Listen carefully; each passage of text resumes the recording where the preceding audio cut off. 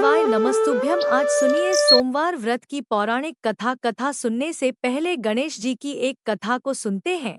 एक साहूकार था, उसके घर रोज एक ब्राह्मणी रोटी लेने के लिए घर आती थी। घर के अंदर घुसते ही पोल के ऊपर गजानन जी का मंदिर था। वह गणेश जी को रोटी का एक और हमेशा भोग लगाती थी। बहुत दिन हो गए, गणेश जी महाराज ने कहा कि यह मुझे हमेशा भोजन करवाती है, मुझे इसे कोई ना कोई उपहार जरूर देना चाहिए। गणेश जी एक दिन उसके थाली में हीरे मोती भर देते हैं।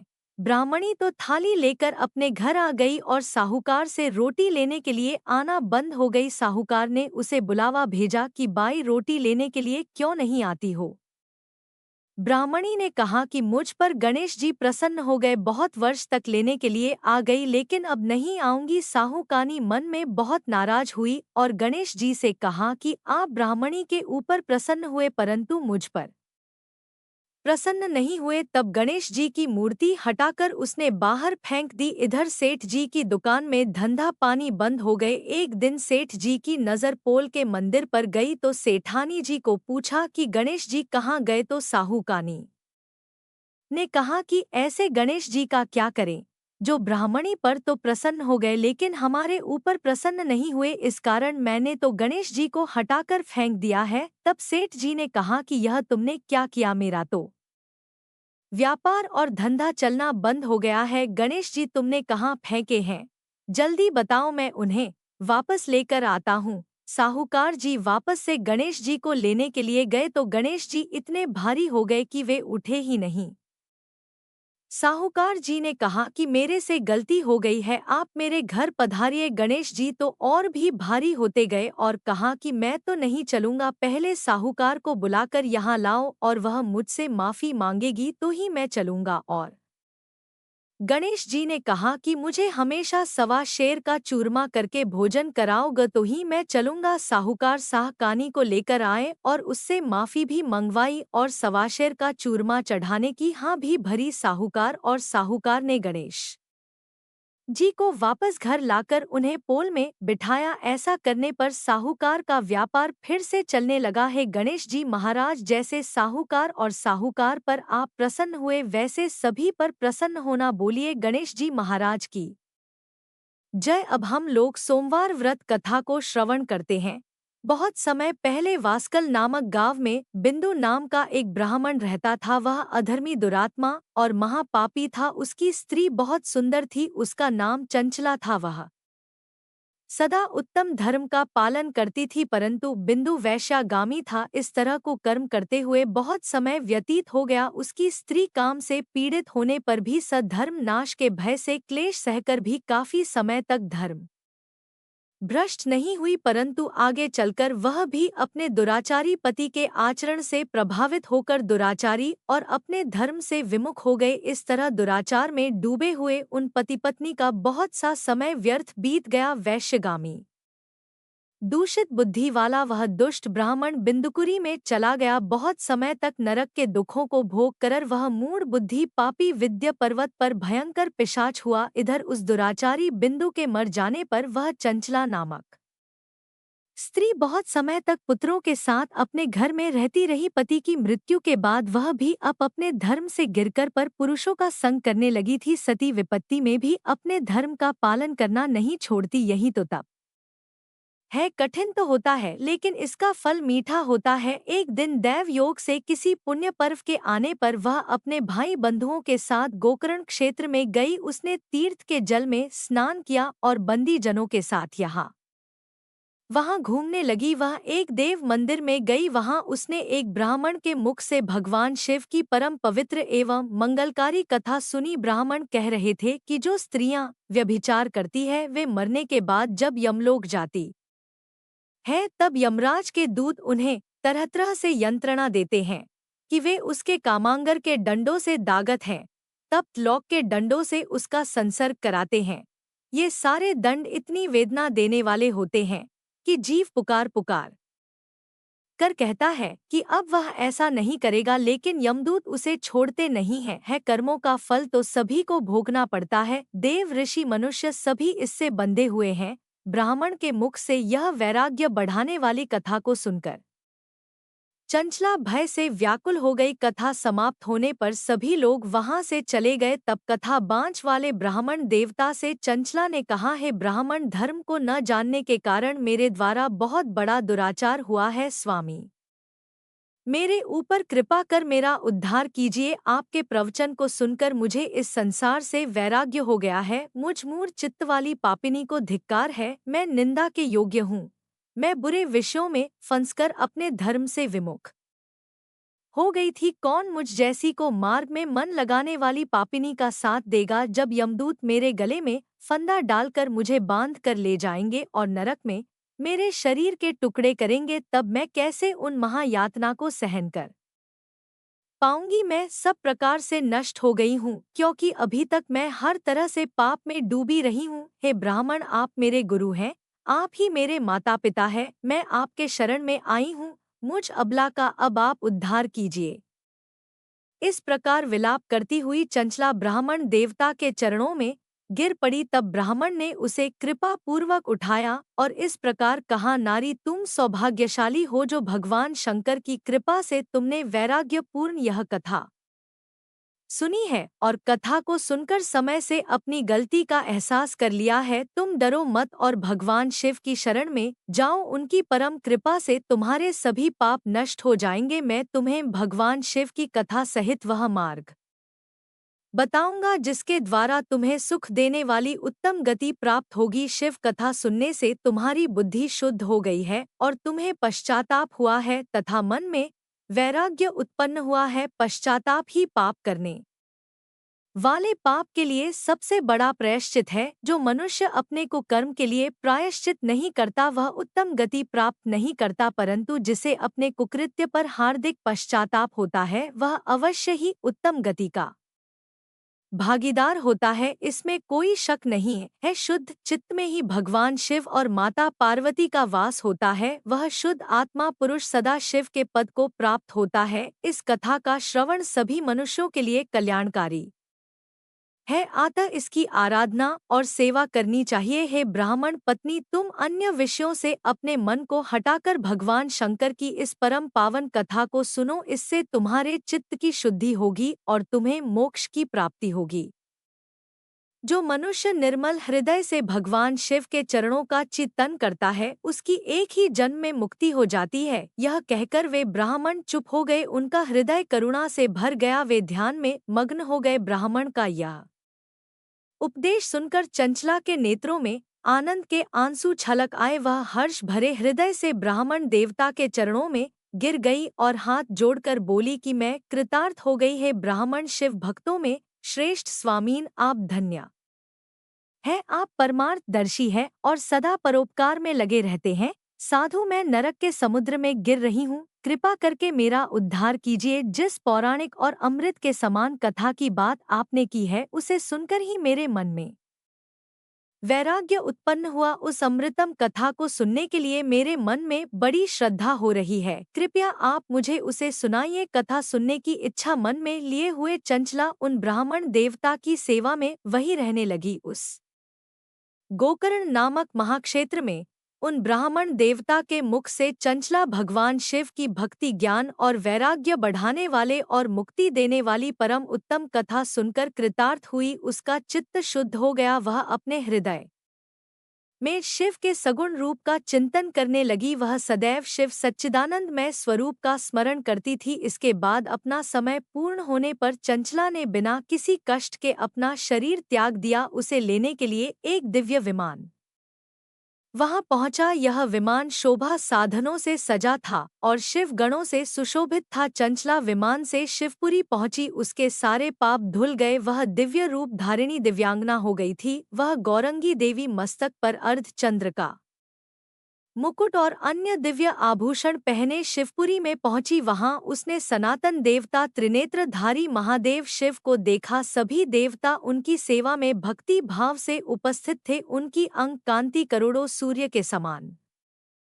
प्रकाशित हो रही थी। 5 मुख और हर मुख में 3-3 नेत्र थे। मस्तक पर अर्धचंद्र आकार मुकुट शोभायमान हो रहा था। कंठ में नील चिन्ह। उनके साथ में देवी गौरी विराजमान थी जो विद्युत पुंज के समान प्रकाशित हो रही थी। महादेव जी की कांति कपूर के समान गौर थी, उनके शरीर पर श्वेत वस्त्र थे तथा शरीर श्वेत भस्म से युक्त था। इस प्रकार भगवान शिव के परम उज्ज्वल रूप के दर्शन कर चंचला बहुत प्रसन्न हुई। उसने भगवान को बारंबार प्रणाम किया और हाथ जोड़कर प्रेम आनंद और संतोष से युक्त होकर विनीत भाव से खड़ी हो गई। उसके नेत्रों से आनंद के आंसुओं की धारा बहने लगी। भगवान शंकर और भगवती गौरी उमा ने करुणा के साथ सौम्य दृष्टि से देखकर चंचला को अपने पास बुलाया। गौरी उमा ने उसे प्रेम पूर्वक अपनी सखी बना लिया। चंचला सुख पूर्वक भगवान शिव के धाम में उमा देवी की सखी के रूप में निवास करने लगी। एक दिन चंचला आनंद में मग्न उमा देवी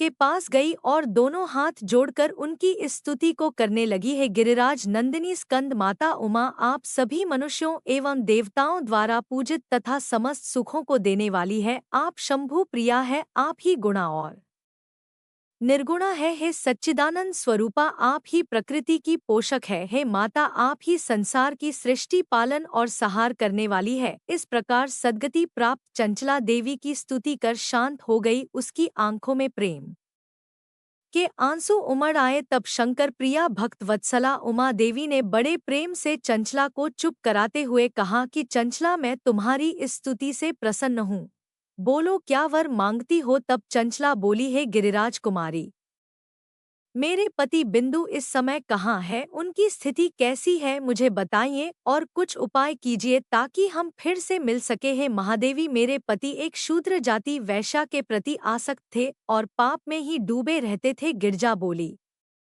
बेटी तुम्हारा पति बिंदु पापी था, उसका अंत बड़ा भयानक हुआ। वैश्या का उपभोग करने के कारण वह मूर्ख नरक में अनेक वर्षों तक अनेक प्रकार के दुख भोग कर अपशेष पाप को भोगने के लिए विद्या पर्वत पर पिशाच की योनि में रह रहा है और वह दुष्ट वहीं वायु पीकर रहता है और सब प्रकार के कष्ट सहता है। गौरी देवी की यह बात सुनकर चंचला अत्यंत दुखी हो गई। फिर मन को किसी तरह स्थिर करती हुई दुखी हृदय से मां गौरी से उसने एक बार फिर पूछा, है महादेवी, मुझ पर कृपा कीजिए और मेरे पापी पति का अब उद्धार कीजिए। कृपा करके मुझे वह उपाय बताइए जिससे मेरे पति को उत्तम गति प्राप्त हो सके। गौरी देवी ने कहा, यदि तुम्हारा पति भगवान शिव की पुण्यम उत्तम कथा सुने तो वह इस दुर्गति को पार करके उत्तम गति का भागी हो सकता है। अमृत के समान मधुर। गौरी देवी के यह वचन सुनकर चंचला ने दोनों हाथ जोड़कर मस्तक झुकाकर उन्हें बार बार प्रणाम किया और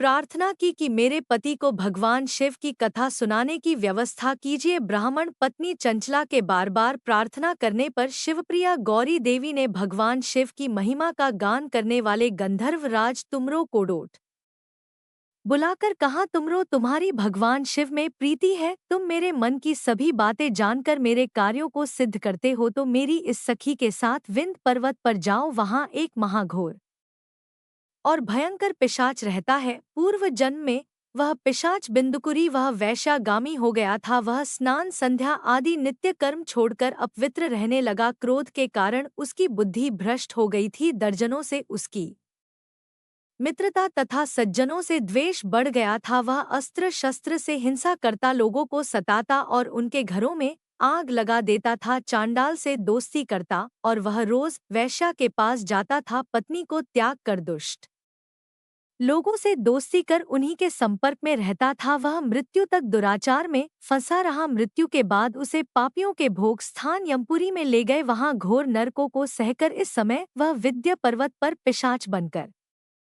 रह रहा है और पापों का फल भोग रहा है। तुम उसके सामने परम पुण्यम पापों का नाश करने वाली भगवान शिव की दिव्य कथा का प्रवचन करो। इस कथा के सुनने से उसका हृदय सभी पापों से मुक्त होकर शुद्ध हो जाएगा और वह प्रेत योनि से मुक्त हो जाएगा। दुर्गति मुक्त होने पर उस बिंदु नामक पिशाच को तुम विमान पर बिठाकर भगवान शिव के पास ले आना। माँ उमा का आदेश पाकर गंधर्व राज तुमर प्रसन्नता पूर्वक अपने भाग्य की सराहना करते हुए चंचला को साथ लेकर विमान से पिशाच के निवास स्थान विंध्य पर्वत पर गया। वहां पहुंचकर उसने विशाल आकृति वाले पिशाच को देखा। उसका शरीर विशाल था, उसकी ठोड़ी बड़ी थी। वह कभी हंसता, कभी रोता, कभी उछलता था। महाबली तुमर ने बिंदुकुरी ने कथा वांचने के लिए स्थान तलाश कर मंडप की रचना की। शीघ्र ही इस बात का पता लोगों को चल गया कि एक पिशाच के उद्धार हेतु देवी पार्वती की आज्ञा से तुमर भगवान शिव की कथा सुनाने विद्या पर्वत पर आया है। उस कथा को सुनने के लोभ से बहुत से देवशी वहां पहुंच गए। सभी को आदर पूर्वक स्थान दिया गया। पिशाच बिंदु को पासों में बांधकर आसन पर बिठाया गया और तब तुमर ने परम उत्तम भगवान शिव की अमृत कथा का गान शुरू किया, जिससे सभी श्रोता कृतार्थ हो गए। परम पुण्यम कथा को सुनकर पिशाच सभी पापों से मुक्त हो गया और उसने पिशाच शरीर का त्याग कर दिया। शीघ्र ही उसका रूप दिव्य हो गया। उसका शरीर गौर वर्ण का हो गया। शरीर पर श्वेत वस्त्र एवं पुरुषों के आभूषण आ गए। इस प्रकार दिव्य देहधारी होकर बिंदु अपनी पत्नी चंचला के साथ स्वयं भी भगवान शिव का गुणगान करने लगा। उसे दिव्य रूप में देखकर सभी को बहुत आश्चर्य हुआ। उसका मन परम आनंद से परिपूर्ण हो गया। सभी भगवान महेश्वर के अद्भुत चरित्र को सुनकर कृतार्थ होकर उनका यशोगान करते हुए अपने अपने धाम। उसका मन परम आनंद से परिपूर्ण हो गया। सभी भगवान महेश्वर के अद्भुत चरित्र को सुनकर कृतार्थ होकर उनका यशोगान करते हुए अपने अपने धाम को चले गए। बिंदु अपनी पत्नी चंचला के साथ विमान में बैठकर शिवपुरी की ओर चल दिया। महेश्वर के गुणों का गान करता हुआ बिंदु अपनी पत्नी चंचला और तुमरू के साथ शीघ्र ही शिवधाम पहुंच गया। भगवान शिव और देवी पार्वती ने उसे अपना पार्षद बना लिया। दोनों पति पत्नी सुखपूर्वक भगवान महेश्वर एवं देवी गौरी के श्री चरणों में अविचल निवास पाकर धन्य हो गए। बोलिए उमा महेश्वर भगवान की जय। अब सुनिए दूसरी कथा। एक बार नारद जी ने भोलेनाथ जी की स्तुति करके पूछा कि प्रभु, आपको प्रसन्न करने के लिए सबसे उत्तम और सुलभ साधन क्या है? हे त्रिलोकीनाथ, आप तो निर्विकार और निष्काम है, आप सहज ही प्रसन्न हो जाते हैं। फिर भी मेरे जानने की इच्छा है कि आपको क्या प्रिय है। तब शिवजी बोले, नारद जी, वैसे तो मुझे भक्त के भाव सबसे प्रिय है, फिर भी आपने पूछा है तो मैं बताता हूँ। मुझे जल के साथ साथ बिल्व पत्र बहुत प्रिय है। जो अखंड बिल्व पत्र मुझे श्रद्धा से अर्पित करते हैं, मैं उन्हें अपने लोक में स्थान देता हूँ। नारद जी भगवान शंकर और माता पार्वती की वंदना करके अपने लोक को चले गए। उनके जाने के पश्चात पार्वती जी ने शिवजी से पूछा कि हे प्रभु, मेरी यह जानने की बड़ी तीव्र इच्छा हो रही है कि आपको बेलपत्र इतने प्रिय क्यों हैं? कृपा करके मेरी जिज्ञासा को शांत कीजिए। तब शिवजी बोले, हे शिवे, बिल्व के पत्ते मेरी जटा के समान है। उसका त्रिपत्र यानी 3 पत्ते ऋग्वेद, यजुर्वेद और सामवेद हैं। शाखाएं समस्त शास्त्र का स्वरूप है। बिल्व वृक्ष को आप पृथ्वी का कल्प वृक्ष समझे, जो ब्रह्मा, विष्णु और शिव स्वरूप है। हे पार्वती, स्वयं महालक्ष्मी जी ने पर्वत पर बिल्व वृक्ष रूप में जन्म लिया था। इस कारण भी बेल का वृक्ष मेरे लिए अति प्रिय है। महालक्ष्मी जी ने बिल्व का रूप धरा। यह सुनकर पार्वती जी कौतूहल में पड़ गई और पार्वती जी कौतूहल से उपजी जिज्ञासा को रोक ना पाई। उन्होंने पूछा, देवी लक्ष्मी ने आखिर बिल्व वृक्ष का रूप क्यों लिया? आप ये कथा विस्तार से कहे। तब भोलेनाथ ने देवी पार्वती जी को कथा सुनाना आरंभ किया है। देवी युग में ज्योति रूप में मेरे अंश का रामेश्वर लिंग था। ब्रह्मा आदि देवों ने उसका विधिवत पूजन अर्चन किया था। इसका परिणाम यह हुआ कि मेरे अनुग्रह से वाणी देवी सबकी प्रिय हो गई। वे भगवान विष्णु को सतत प्रिय हो गई। मेरे प्रभाव से भगवान केशव के मन में वाग्देवी के लिए जितनी प्रीति उत्पन्न हुई, वह स्वयं लक्ष्मी जी को नहीं भाई। लक्ष्मी देवी का श्री हरि के प्रति मन में कुछ दुराव पैदा हो गया। वह चिंतित और रुष्ट होकर चुपचाप परम उत्तम श्री शैल पर्वत पर चली गई। वहां उन्होंने तप करने का निश्चय किया और उत्तम स्थान का चयन करने लगी। महालक्ष्मी ने उत्तम स्थान का निश्चय करके मेरे लिंग विग्रह की उग्र तपस्या प्रारंभ की। उनकी तपस्या कठोरतम होती जा रही थी। हे परमेश्वरी, कुछ समय के बाद महालक्ष्मी जी ने मेरे लिंग विग्रह से थोड़ा उधर में एक वृक्ष का रूप धारण कर लिया। अपने पत्तों और पुष्प द्वारा निरंतर मेरा पूजन करने लगी। इस तरह महालक्ष्मी जी ने लाखों वर्षों तक घोर आराधना की। अंततः उन्हें मेरा अनुग्रह प्राप्त हुआ। मैं वहां प्रकट हुआ और देवी से इस घोर तप की आकांक्षा पूछकर वर देने को तैयार हुआ। महालक्ष्मी जी ने मांगा कि श्री हरि के हृदय में मेरे भाव से वाग देवी के लिए जो स्नेह हुआ है वह समाप्त हो जाए। तब शिवजी बोले, मैंने महालक्ष्मी जी को समझाया, श्री हरि के हृदय में आपके अतिरिक्त किसी और के लिए कोई प्रेम नहीं है। वाग्देवी के प्रति उनका प्रेम नहीं अपितु श्रद्धा है। यह सुनकर लक्ष्मी जी प्रसन्न हो गई और पुनः श्री विष्णु के हृदय में स्थित होकर निरंतर उनके साथ विहार करने लगी है। पार्वती महालक्ष्मी के हृदय का एक बड़ा विकार इस प्रकार दूर हो गया। इस कारण हरिप्रिया उसी वृक्ष रूप में सर्वदा अतिशय भक्ति से भरकर यत्नपूर्वक मेरी पूजा करने लगी है। पार्वती इसी कारण विश्व का वृक्ष, उसके पत्ते, फल, फूल आदि मुझे बहुत प्रिय है। मैं निर्जन स्थान में बिल्व वृक्ष का आश्रय लेकर रहता हूँ। बिल्व वृक्ष को सदा सर्व तीर्थ में एवं सर्वदेवम मानना चाहिए। बिल्व पत्र, बिल्व फूल, बिल्व वृक्ष अथवा बिल्व काष्ठ के चंदन से जो मेरा पूजन करता है वह भक्त मेरा अति प्रिय है। बिल्व वृक्ष को शिव के समान ही समझो, वह मेरा शरीर है। जो बिल्व पर चंदन से मेरा नाम अंकित करके मुझे अर्पण करता है, मैं उसे सभी पापों से मुक्त करके अपने लोक में स्थान देता हूँ। हे देवी, उस व्यक्ति को स्वयं लक्ष्मी जी भी नमस्कार करती है जो मेरा पूजन करते हैं। जो बिल्व मूल में प्राण छोड़ता है उसको रुद्र देह प्राप्त होता है, और ऐसे मनुष्य पर सदैव ही माता लक्ष्मी की कृपा रहती है, और साथ ही साथ भगवान नारायण की कृपा भी उन पर सदैव बनी रहती है। प्रेम से बोलिए भगवान शिव और माता पार्वती की जय। अब आप सुनिए भगवान भोलेनाथ की आरती। ओम जय शिव ओमकारा प्रभु हर शिव ओमकार ब्रह्मा विष्णु सदाशिव ब्रह्मा विष्णु सदाशिव अर्धांगी धारा। ओम जय शिव ओमकारा एनन चतुरानन पंचानन राजी स्वामी पंचानन राजी। हंसासर गरुड़ासन सासन गरुड़ासन वृष वाहन साजी। ओम जय शिव ओमकारा दो भुज चार चतुर्भुज 10 भुज अति सोहे स्वामी 10 भुज अति सोहे। त्रिगुण रूप नी रखते त्रिगुण रूप नी रखते त्रिभुवन जन मोहे। ओम जय शिव ओमकारा अक्ष माला वनमाला मुंडमाला धारी स्वामी मुंडमाला धारी। त्रिपुरारी कंसारी करमाला धारी। ओम जय शिव ओमकारा श्वेतांबर पीतांबर बागंबर अंगे स्वामी बागंबर अंगे। सनकादिक गरुणादिक भूतादिक संगी। ओम जय शिव ओमकारा कर की मध्यक मंडल चक्र त्रिशूलधारी स्वामी चक्र त्रिशूलधारी। सुखकारी दुख हारी जग पालनकारी। ओम जय शिव ओमकारा ब्रह्मा विष्णु सदा शिव जानत विवेका स्वामी जानत अविवेका। प्रणवाक्षर में शोभित ये तीनों एका। ओम जय शिव ओमकारा त्रिगुण स्वामी जी की आरती। जो कोई नर गावे स्वामी जो कोई नर गावे कहत शिवानंद स्वामी मनवांछित फल पावे। ओम जय शिव ओमकारा ओम जय शिव ओमकारा। जय भोलेनाथ। आपको यह कथा पसंद आए तो इसे लाइक करके चैनल को जरूर सब्सक्राइब करिएगा और कमेंट में भगवान भोले